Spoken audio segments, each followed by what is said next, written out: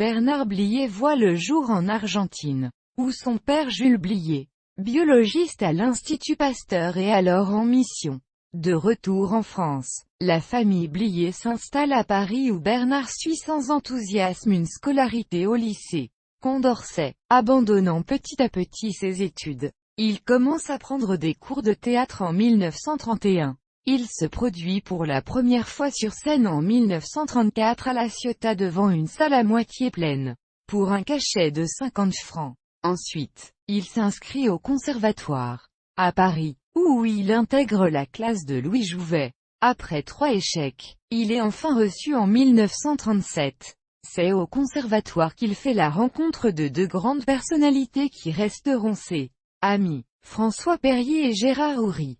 Il fait quelques apparitions au théâtre puis au cinéma jusqu'à Hôtel du Nord, réalisé par Marcel Carné en 1938, avec Arletty et Louis Jouvet. Il tourne ensuite Le jour se lève, en 1939, avec Jean Gabin. C'est le début d'une longue amitié entre les 2 hommes. En juillet 1939, au concours de sortie du conservatoire, le jury choisit de ne pas lui décerner de prix. Au même moment, la Seconde Guerre mondiale éclate.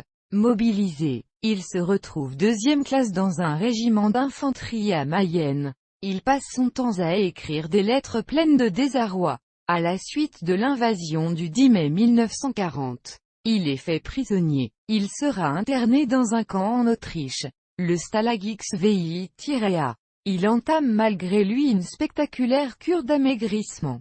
Après 1 an, il perd 27 kilos et il est rapatrié pour des raisons sanitaires. De retour à Paris, il court le cachet, son physique aminci lui permettant à l'époque de tenir des rôles de séducteur. Des amis comme Christian Jacques, Claude Autant Lara et Marcel Achard lui permettent de survivre en lui offrant des petits rôles au cinéma ainsi qu'au théâtre.